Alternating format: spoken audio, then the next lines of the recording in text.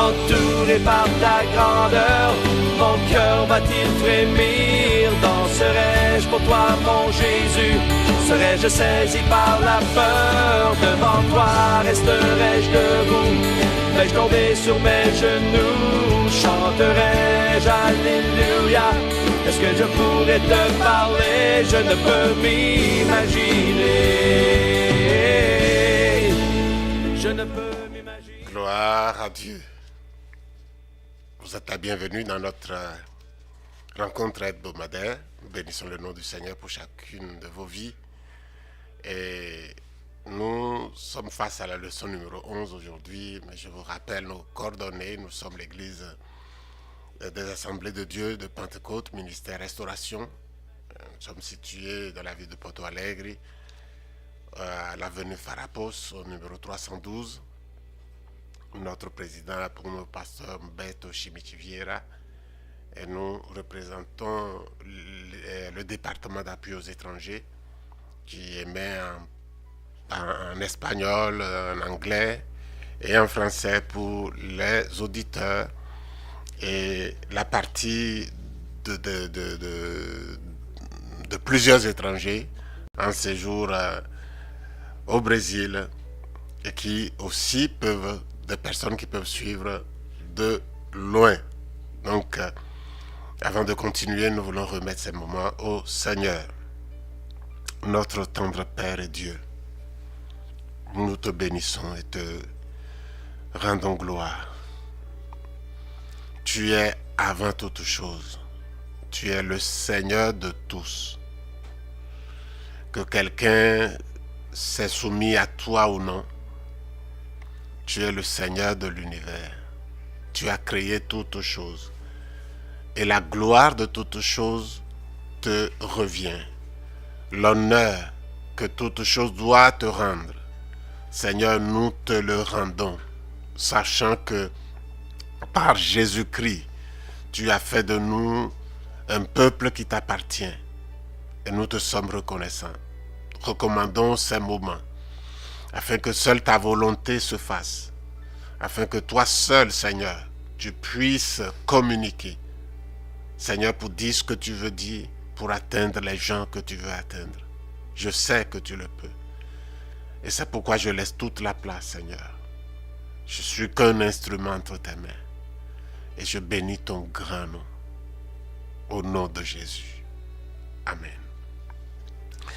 Donc aujourd'hui, nous allons aborder la leçon numéro 11 qui s'intitule « L'attitude du chrétien dans le monde ». Et c'est la première partie. C'est pourquoi c'est mis 1. L'attitude du chrétien dans le monde. Et le verset de base, c'est tiré dans 1 Jean 5, 4. Tous ceux qui sont nés de Dieu triomphent du monde. Et c'est la victoire qui triomphe du monde, notre foi. Tout ce qui est né de Dieu triomphe du monde, et la victoire qui triomphe du monde, c'est notre foi. 1 Jean 5, 4. Nous allons faire quelques lectures en classe, et nous allons lire 3 passages. Le premier est tiré de Jean 17, 13 à 16. Et maintenant, je vais à toi, et je dis ces choses dans le monde afin qu'ils aient en eux ma joie parfaite. Je leur ai donné ta parole, et le monde les a haïs, parce qu'ils ne sont pas du monde. Comme moi, je ne suis pas du monde. Je ne te prie pas de les ôter du monde, mais de les préserver du mal. Ils ne sont pas du monde, comme moi, je ne suis pas du monde. Le deuxième passage, c'est Luc 21, 34. Prenez garde à vous-même, de crainte que vos cœurs ne s'appesantissent par l'excès du manger et du boire, et par les soucis de la vie, et que ce jour ne vienne sur vous à l'improviste. Alléluia. Pour ce qui concerne, le dernier passage, Galates 6, 14 dit, pour ce qui me concerne, loin de moi la pensée de me glorifier d'une autre chose que de la croix de Christ, de notre Seigneur Jésus-Christ, qui par qui le monde est crucifié pour moi, comme je le suis pour le monde. Voilà le passage. Nous allons passer à l'introduction maintenant. L'introduction dit ceci, elle est courte. Dans les leçons passées, nous avons vu quelle est l'attitude du monde envers le chrétien et l'Église. Dans cette leçon d'aujourd'hui, nous essaierons de comprendre ce que dit la Bible à propos de l'attitude du chrétien et de l'Église face au monde. Avant, nous avons vu monde face aux chrétiens et l'Église. Maintenant, c'est chrétien et l'Église face au monde. Donc, nous allons voir que nous devons avoir des attitudes. Le chrétien doit avoir des attitudes. L'Église doit avoir des attitudes vis-à-vis du monde. Connaissant ce que le monde est, connaissant les difficultés que le monde représente, les pièges qu'il représente pour nous, les soldats qui marchent dans un champ miné font beaucoup attention parce que il ne faut pas beaucoup pour exploser sur une mine.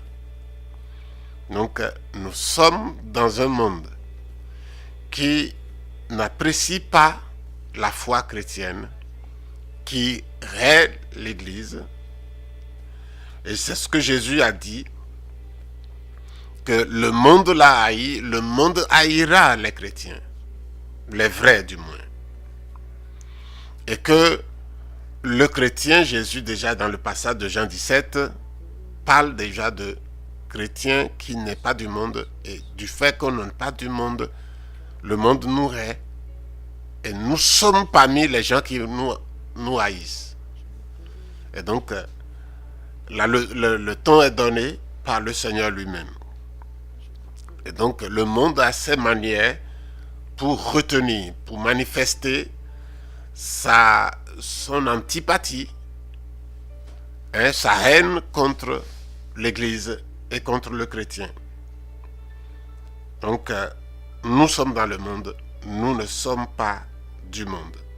Maintenant, nous allons continuer notre leçon et nous allons voir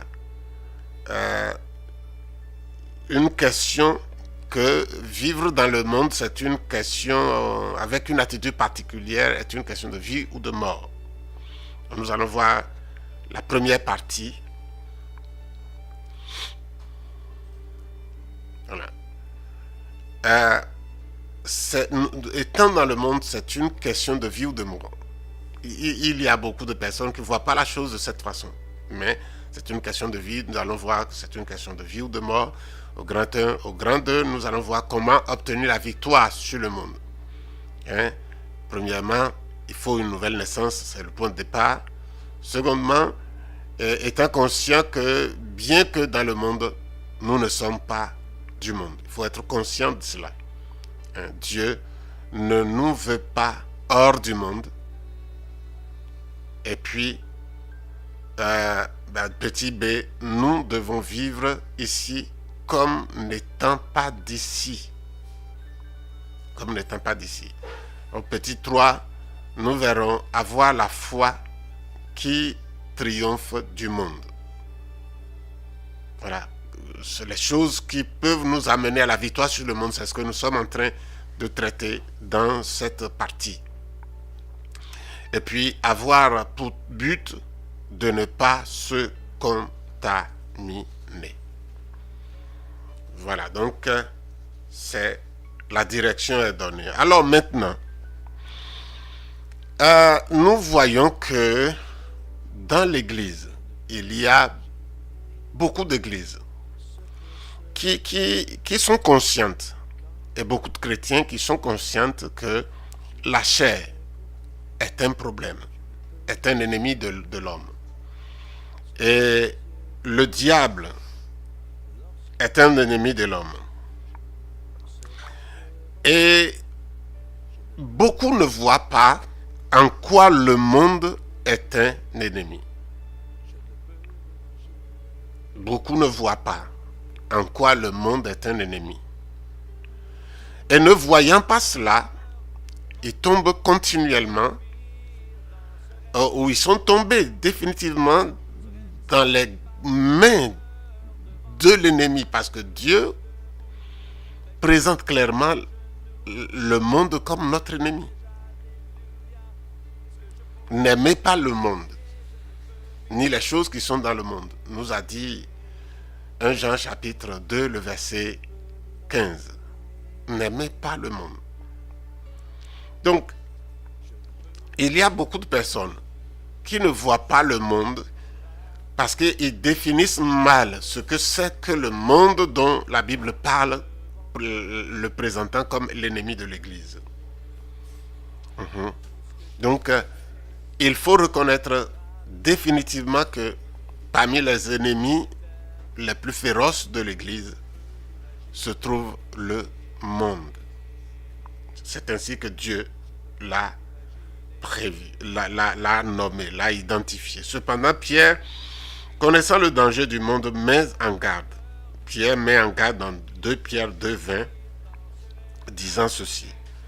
En effet, si après s'être retiré des souillures du monde, par la connaissance du Seigneur Jésus et Sauveur Jésus-Christ, ils s'y engagent de nouveau et sont vaincus, leur dernière condition est pire que la première.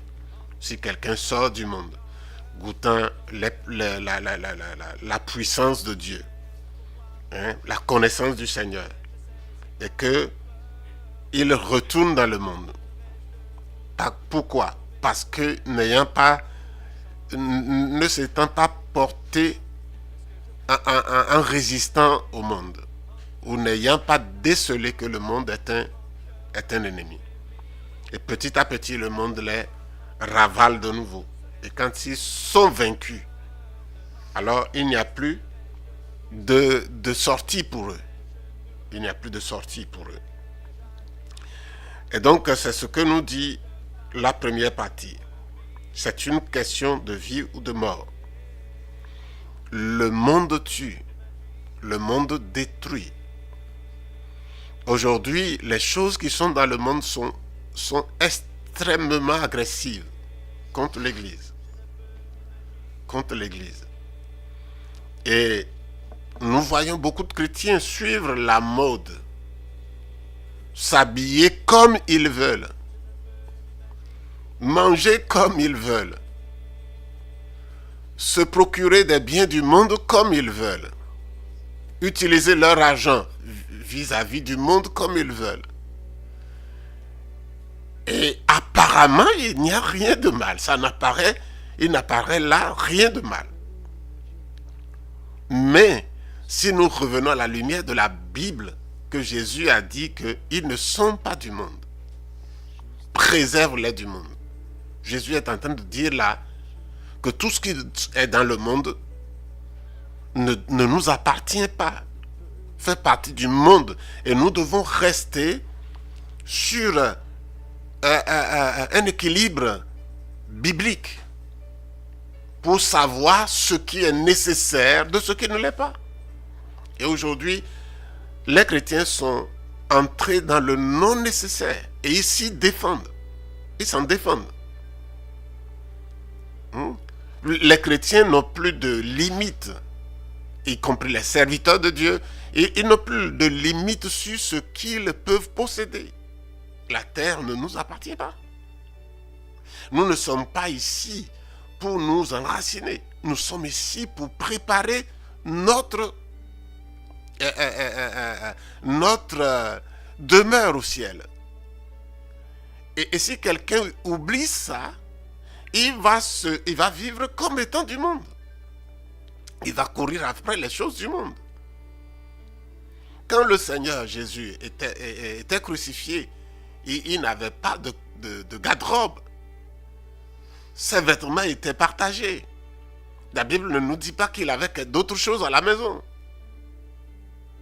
Donc, le monde est un danger crucial, important. C'est une question, si quelqu'un ne discerne pas ce qu'est le monde, il va mourir. C'est une question de vie ou de mort. Alors maintenant, nous ne pouvons pas, par exemple, on a parlé des vêtements et d'autres choses, mais quand nous prenons par exemple le téléphone portable, c'est quelque chose de dangereux qui peut prendre le temps de la prière, le temps de la lecture de la Bible, qui peut embrouiller notre esprit, parce que quand notre tête est remplie d'informations inutiles, il est très difficile de frayer de l'espace, de frayer un chemin pour une lecture de la Bible, par exemple. Si vous sortez des choses du téléphone, qui peut-être ne sont pas des péchés en nature, vous prenez votre Bible, vous vous mettez à prier, vous allez passer un temps plus long pour trouver le créneau spirituel de la prière. Pourquoi? Parce que votre esprit était embrouillé de choses inutiles. Des choses qui non pas seulement inutiles, mais offensives. Et le Saint-Esprit mettra beaucoup de temps. Et si on continue comme ça, il va refuser, à un moment donné, il va être fatigué et il va laisser faire et votre sensibilité commence à diminuer. Donc, le monde est une chose terrible. Nous avons vu beaucoup de fois comment, je ne veux plus revenir dessus, comment même les aliments que nous mangeons peuvent nous porter à pécher. La gloutonnerie, par exemple, c'est quand on mange plus que nécessaire. Et il n'y a pas beaucoup de personnes aujourd'hui, à cause de ce que cette gloutonnerie, le monde par la gloutonnerie a phagocyté beaucoup de personnes, a avalé beaucoup de personnes. Il n'y a plus beaucoup de personnes qui prêtent attention à leur ventre, à leurs besoins de ce qu'ils doivent manger. Ils mangent, et ils ne se demandent pas si ils sont rassasiés. Il faut que soit la nourriture finisse, ou soit qu'ils arrivent à un moment où ils ont envie de vomir. Et c'est le point de rassasiement où ils étaient déjà de satiété est déjà dépassé derrière. Et quand nous mangeons, nous devons être vigilants pour ne pas tomber. Parce que dans la nourriture qui est devant nous, il y a un péché possible. Il y a un niveau de péché possible. Si nous dépassons notre besoin de manger et qu'il arrive un moment où si nous étions attentifs, nous pouvons dire « Ah, je suis déjà rassasié ». On propose d'autres choses. Non, je suis rassasié. Ou bien, tu n'es pas arrivé à la moitié, tu es rassasié. Si ton ventre dit tu es rassasié, tu es rassasié. Aller au-delà, c'est péché. Nous sommes d'accord? C'est bien cela. Et il y a bien d'autres choses. Le vêtement, tout ce que nous faisons, tout ce que nous possédons, est-ce que c'est nécessaire? Quelqu'un va dire, oh non, il ne faut pas mettre ses yeux dans tous ces détails. Jésus y met, parce qu'il a parlé de ça. Nous ne sommes pas du monde. Donc, bien-aimés frères, il faut que nous fassions attention à tout ce que nous faisons. À tout ce que nous faisons. Je dirais une chose qui peut-être va choquer. Même la vie du couple, la vie d'un couple par rapport aux relations sexuelles, il arrive des moments où des gens ont dépassé largement la mesure. Et ils disent que Dieu me l'a donné, Dieu nous a... Oui, Dieu a donné. Mais dans chacun, Dieu a mis une mesure. A mis une mesure. Et si nous voulons obéir à Dieu, cette mesure, le Saint-Esprit va la souligner. Et va nous mettre bien à l'aise. Et que nous ne serons pas en train de jouer avec la chair. Et puis après, ça nous rend prisonniers. Ça nous rend prisonniers. Ça rend prisonnier le frère, ça rend ou bien la sœur. Donc, nous avons à faire attention. Maintenant, comment obtenir la victoire sur le monde? Le point de départ de cette victoire, c'est la nouvelle naissance. Que quelqu'un soit né de nouveau. Quiconque est né de Dieu triomphe du monde. Celui qui est né de Dieu triomphe du monde. C'est là que commence la victoire. Si quelqu'un n'est pas né de Dieu, n'est pas né de nouveau, et il y a beaucoup qui vont à l'église, mais n'ont pas fait l'expérience de la nouvelle naissance, parce que ne s'étant pas laissés à Dieu. D'autres l'ont fait, mais sont phagocytés de nouveau. Et ils sont retournés aux choses du monde. Et sont vaincus, comme nous l'avons lu. Et donc, il faut faire attention. C'est la nouvelle naissance. Si la nouvelle naissance est la solution, la victoire qui triomphe du monde, alors c'est dans la nouvelle naissance que nous avons la capacité de vaincre le monde. Donc, la force qui gagne le monde ne réside pas dans le monde, mais réside dans la nature divine transmise aux chrétiens à sa nouvelle naissance. C'est là que la victoire sur le monde est possible. En dehors de la nouvelle naissance, en dehors de la nature de Dieu en nous, la victoire sur le monde n'est pas possible. La nouvelle naissance, à son tour, est donnée par Dieu à celui qui se répand de sa nature et décide de laisser la vaine manière de vivre. Qui reçoit la nouvelle nature? Qui reçoit la nouvelle naissance? C'est Dieu, premièrement, qui la donne. Ce n'est pas un réajustement de moralité. C'est un don qui vient nous transformer.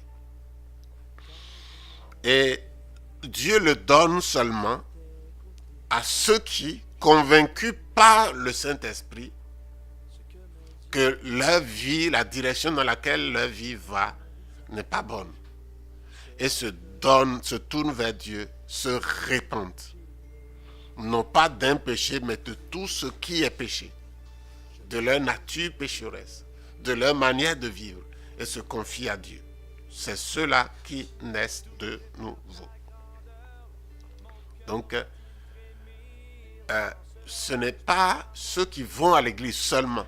Quelqu'un peut aller à l'église et ne pas voir que sa nature ancienne est mauvaise. Sa manière de vivre est mauvaise. Et que c'est de cette manière que viennent les péchés.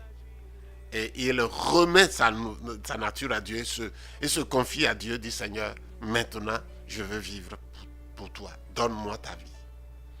Et Dieu donne la vie. Et si il le fait sincèrement, et parce que le Saint-Esprit convainc tout le monde, tous ceux qui sont nés de nouveau, il y a d'abord la conviction qui vient de Dieu. Et si nous gérons bien cette conviction, alors la conversion est bien aussi.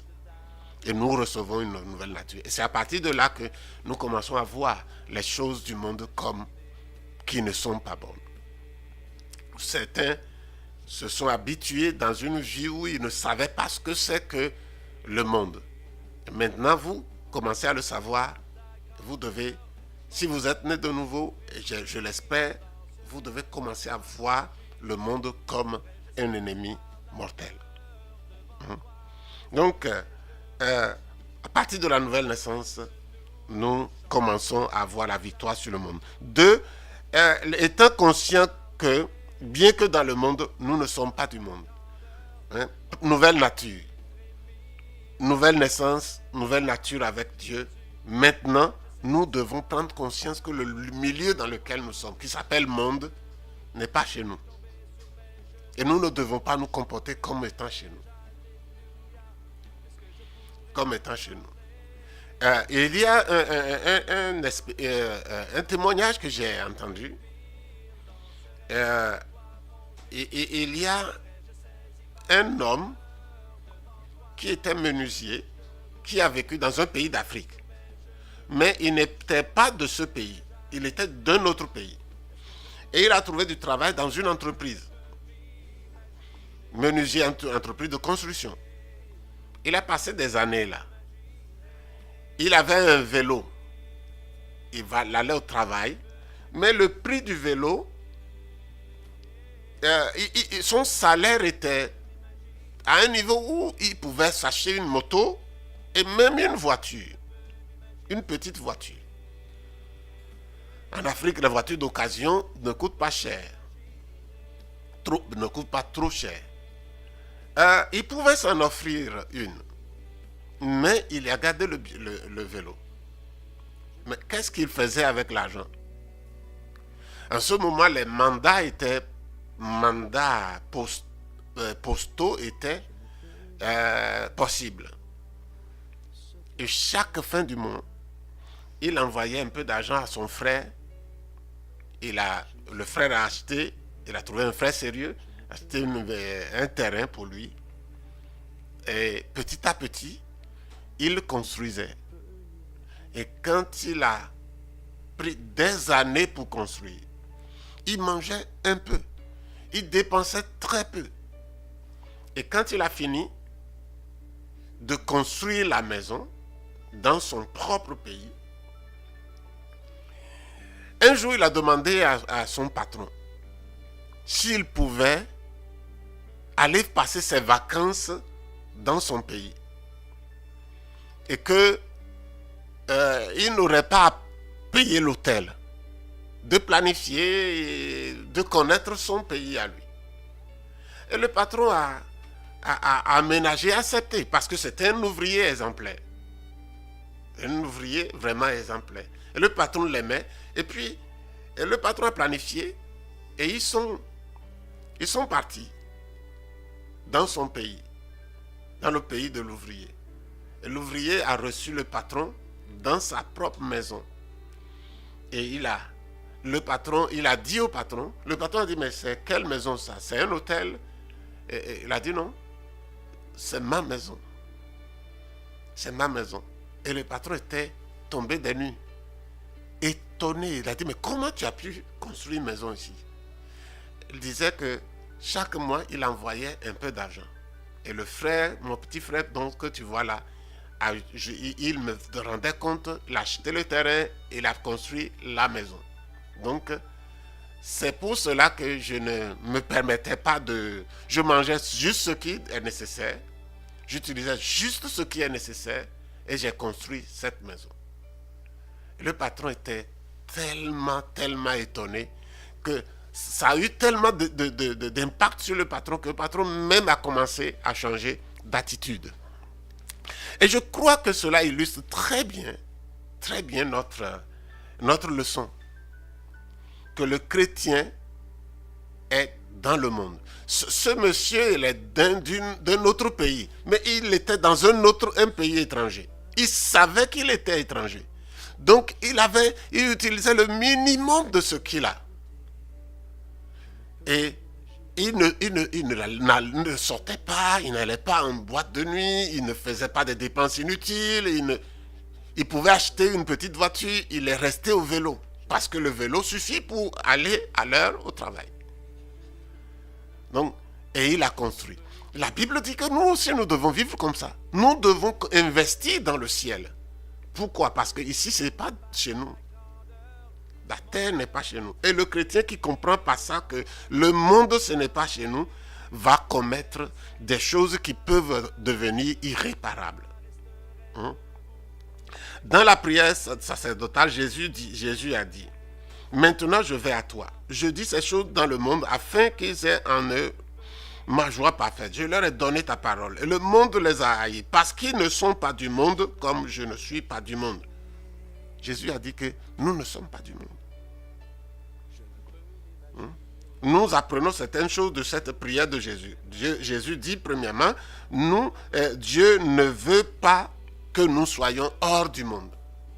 Dieu a décidé que même convertis, même devenus son enfant, nous restions dans le monde pour un moment. Et donc, nous devons savoir utiliser le monde juste pour ce qui plaît à notre Dieu et pour ce qui est nécessaire, vraiment nécessaire. Et parce que Dieu a décidé comme ça, que nous soyons dans le monde. Et pourquoi? Parce que il veut que nous soyons des témoins.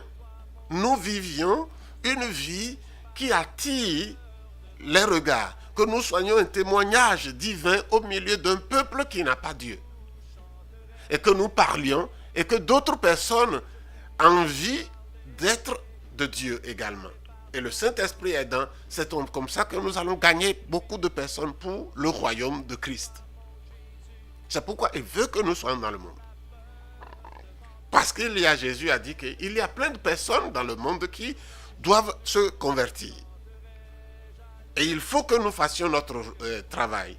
Il nous a laissés dans le monde, non pas pour profiter du monde, mais pour ce qui était nécessaire, témoigner, parler de Christ. Et deuxièmement, il nous veut dans le monde, nous devons vivre ici comme n'étant pas d'ici. Il ne nous veut pas hors du monde, mais il veut que nous soyons dans le monde, mais pas du monde. Et donc, nous l'avons déjà dit. Vient la question, que signifie pratiquement le monde? Que signifie pratiquement être dans le monde et ne pas être du monde? Comment nous pouvons atteindre cet objectif-là? Donc, cet objectif, nous pouvons l'atteindre. Nous pouvons atteindre cet objectif en sachant que ici, ce n'est pas pour nous et que nous avons besoin seulement du minimum. Du minimum. Et tout ce qui nous envoie dans le péché, tout ce qui nous pointe au péché, est une chose qui est superflue, que nous devons éviter. Nous avons déjà donné assez d'exemples pour savoir si quelqu'un doit s'habiller, il doit s'habiller correctement. Correctement. Pas comme les gens du monde. Et même, les frères, même si on vous qualifie de démodé, mais si la terre qui n'est pas chez nous dit qu'on est démodé, où est le problème? Si le monde qui n'est pas de Dieu nous qualifie, ceux qui sont de Dieu, que nous sommes démodés, où est le problème? Pourquoi nous cherchons leur appréciation? Pourquoi? Donc, la Bible nous présente un modèle de correct d'habillement, où nous ne montrons pas notre corps, où nous ne montrons pas nos muscles, où nous ne montrons pas la forme, nous ne prenons pas la forme de ce monde. Donc, tout le monde peut, ceux qui lisent la Bible, ceux qui ont l'Esprit de Dieu comprennent. Mais ce qui est dommage, c'est que beaucoup de personnes ont commencé bien, mais petit à petit, ils sont. On a trouvé des sœurs qui portaient des jupes qui vont jusqu'aux chevilles. Mais progressivement, on voit la moitié du mollet. Et aujourd'hui, ils sont aux genoux. Elles sont aux genoux. Les jupes viennent aux genoux. Non, ceux qui portent des pantalons, on n'en parle pas. Pourquoi? Parce que à un moment donné, leur amour était fort pour le Seigneur. Et petit à petit, le monde a grignoté sur leur cœur. Et maintenant, ils sont aux genoux.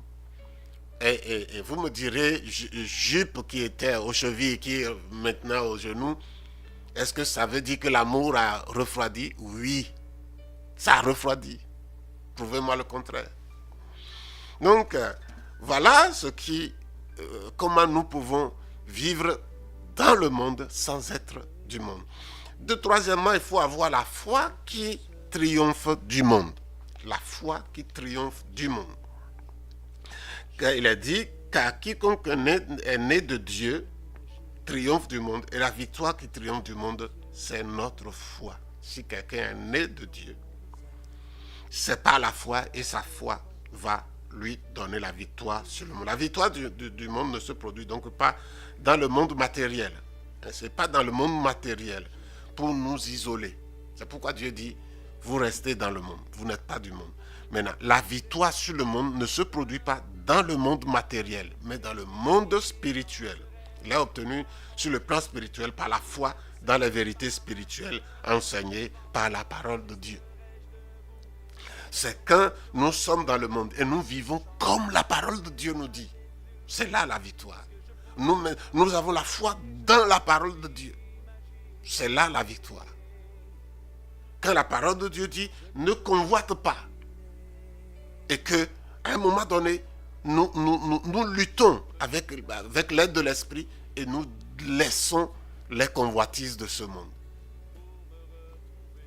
C'est donc ces choses qui sont là, c'est comme ça qu'on remporte la victoire par l'amour de la parole.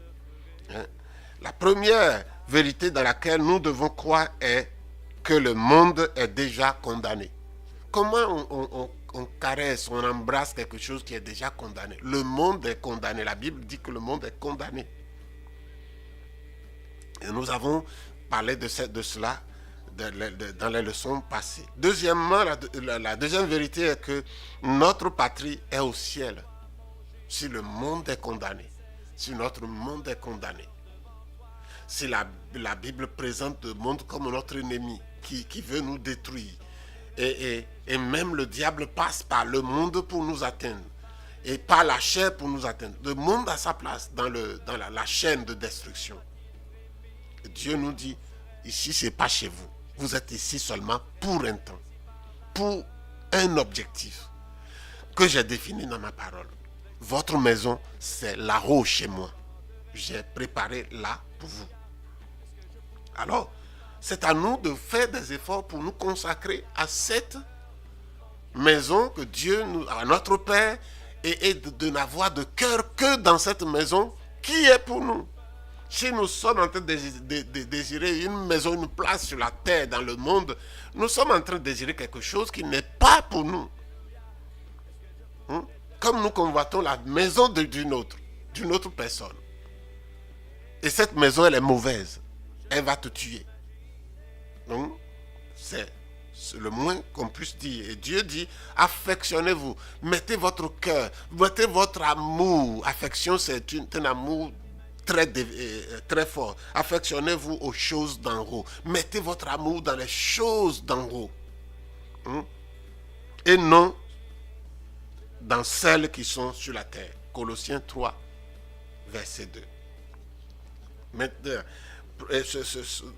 ce sont les conditions. Premièrement, nous disons que premièrement, il faut naître de nouveau pour avoir la victoire sur le monde. Deuxièmement, il faut être conscient que nous sommes dans le monde, mais nous ne sommes pas du monde. Troisièmement, il faut que nous ayons la foi qui triomphe du monde, la foi dans la parole de Dieu. Quatrièmement, il faut avoir pour but de ne pas se contaminer. Savoir que le monde est mortel et il ne faut pas toucher quelque chose de sorte à recevoir le venin ou le poison du monde qui peut te contaminer et te tuer. Quand Daniel, le prophète Daniel, est arrivé à Babylone, il savait que ce n'était pas sa patrie. Bien qu'il était à Babylone, bien qu'il ait reçu un nom babylonien, il savait qu'il n'était pas babylonien. Et qu'est-ce qu'il a fait? Dans les premiers jours où il est arrivé dans la maison du roi, étant d'une famille royale, le roi a demandé des jeunes de famille royale d'Israël. Et il était parmi ces gens qui sont de la royauté hébreu et qui doivent servir la table du roi de Babylone, dans la maison du roi de Babylone. Et quand il est arrivé là, il dit, Daniel résolut de ne pas se souiller avec les mets du roi et par le vin dont le roi buvait, et il pria le chef des eunuques, de ne pas l'obliger à se souiller. Il a pris les dispositions pour se déconnecter, pour se séparer de toutes les souillures qu'il y a en Babylone et surtout à la tête de Babylone, la maison du président de Babylone. Et Dieu l'a aidé et il a réussi. Et il a continué à marcher avec Dieu dans un pays idolâtre où il y avait des abominations. Daniel s'est séparé et ses 3 amis aussi, Shadrach, Meshach et Abednego. Le monde contamine, mais le chrétien ne doit pas se laisser contaminer. Nous ne parlons pas de la contamination du péché ou de la chair, mais de la contamination du monde. Le monde contamine. Nous ne pouvons pas oublier que le système de ce que le monde est anti-Dieu. Le monde est anti-Dieu. Vous cherchez Dieu dans le monde, vous ne le trouverez pas. Le monde est anti-Dieu. Tout le système est fait pour occuper notre temps en tout sauf pour Dieu. Tout le système est fait pour que notre temps soit occupé pour tout sauf par Dieu. Ce besoin de décision est si sérieux que Jacques a écrit. Le chrétien doit décider. Jacques a écrit: la religion pure et sans tache devant Dieu consiste à visiter les orphelins, les veuves, dans leur affliction et à se préserver des souillures du monde. Notre préoccupation est définie par la Bible. Si nous avons un travail, nous allons travailler honnêtement. Nous allons au travail honnêtement. Et quand nous revenons à la maison, notre temps doit être géré par le Seigneur. Et parce que même le travail, la manière dont nous devons travailler, Dieu a défini les conditions du serviteur servant un patron. Dieu a défini plusieurs fois dans le Nouveau Testament. Dans Colossiens, mais aussi dans Éphésiens.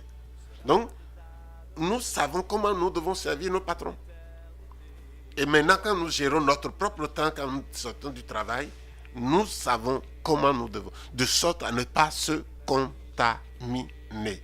Nous ne devons pas oublier que le monde est notre ennemi. Que tout en y cherchant notre survie, le monde n'est pas notre cité. Cela me rappelle cet exemple de l'auteur de l'étude. Dit: cela me rappelle les chasseurs de perles dans l'océan Indien. Ils plongent pour capturer les huîtres qui produisent les perles précieuses. Cependant, bien que étant de bons plongeurs, ils sont encore des hommes. Ils ne sont pas des poissons. Ils savent qu'ils devraient rester dans l'eau juste assez longtemps pour récolter des huîtres. Pas plus que cela. Et après, ils sortent de l'eau. Nous pouvons aller dans le monde pour les besoins que nous avons et que Dieu a pourvu pour gagner à partir du travail, pour gagner à partir d'une... Quand on veut acheter quelque chose dans une boutique, dans un magasin, nous pouvons, si ce sont des besoins. Donc, nous avons cette sagesse à développer. Cela devrait être notre objectif. Nous devrions rester sur Internet seulement le temps nécessaire pour le travail, pour la recherche que nous nous proposons. Nous devrions lire dans les journaux les nouvelles qui intéressent notre domaine d'intérêt professionnel ou général. Au-delà, c'est le danger de la noyade de la contamination. À quoi sert-il de lire la chronique de police, par exemple, ou la chronique sportive? Si nous le faisons, nous serons en danger de contamination. Le danger qu'un croyant court quand il a la télévision à la maison ne compense pas les quelques avantages qu'il pourrait penser y glaner. Le danger de contamination de toute la famille est infiniment plus grand que les maigres bénéfices qui peuvent être obtenus. Et une fois de plus, nous transmettons l'avertissement divin. Prenez garde de vous conduire avec circonspection et non comme des insensés, mais comme des sages. Rachetez le temps, car les jours sont mauvais. C'est pourquoi ne soyez pas inconsidérés, mais comprenez quelle est la volonté du Seigneur. Que nous sommes là, comprenons quelle est la volonté du Seigneur. Quand nous prenons la télévision, beaucoup se défendent. J'ai parlé avec un frère dans un pays africain.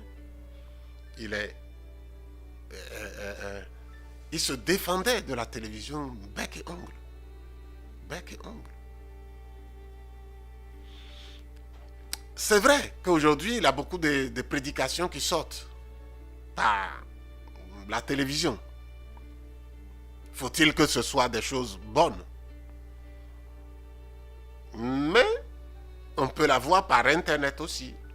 Parce que la télévision, c'est le monde qui est venu chez nous. Qui est venu s'installer. Et le monde ne s'est pas installé par lui-même. C'est nous qui l'avons aidé à s'installer. Et que lorsque nous sommes partis au travail, nos enfants vont gérer la télévision. Ils ne sont pas aussi calibrés que nous. Ils vont regarder n'importe quoi. Ils vont regarder jusqu'aux émissions pourries. Et c'est à qui la faute? Si nous regardons 1-2 messages par semaine, c'est pour ça que nous mettons toute la famille en danger. C'est à nous de décider. Dieu va juger. Donc nous allons terminer avec la conclusion. Face au monde, une réaction légaliste devient inefficace. Ce n'est pas une dire je vais faire ça parce que... Non, il faut que la réponse vienne du Saint-Esprit. Avec ses propres forces, l'être humain ne peut pas vaincre cet ennemi puissant qui agit en conjonction avec la chair. L'ennemi du monde agit avec la conjonction de la chair parce que c'est la chair qui désire profiter. On ne peut pas le vaincre avec la complicité de la chair. Il faut être né de nouveau. Et la nouvelle nature reçue de Dieu est celle qui combattra dans l'onction puissante du Saint-Esprit le monde et la chair. Cette nouvelle nature, avec l'onction puissante du Saint-Esprit, va combattre le monde et la chair. L'objectif du croyant revient à renforcer cette nouvelle nature en affectionnant, en désirant les choses de l'esprit. Et avec cette nouvelle nature renforcée, suivre le cours de sa victoire dans le monde. Que le Seigneur vous bénisse et à samedi prochain, nous allons rendre grâce à Dieu. Père céleste, nous te donnons toute la gloire et te bénissons. Moi-même, nous ne sommes pas encore arrivés. Nous sommes dans la bataille. Donne-nous cette victoire. Rends la compréhension tellement claire que chaque auditeur et les personnes qui sont ici puissent comprendre ce qu'est le monde, comment il nous agresse et que notre attitude vis-à-vis du monde est une question de vie ou de mort et que nous puissions nous ranger de ton côté et de rendre précieux et d'utiliser tout ce que tu nous as donné, la nouvelle nature, la parole de Dieu, Seigneur, le Saint-Esprit, pour que nous puissions marcher comme il te convient. Nous demandons cela. Au nom de Jésus, cher Père, à toi toute la gloire. Amen. Entouré par ta grandeur, mon cœur va-t-il frémir? Danserai-je pour toi, mon Jésus? Serais-je saisi par la peur? Devant toi resterai-je debout? Vais-je tomber sur mes genoux? Chanterai-je Alléluia? Est-ce que je pourrais te parler?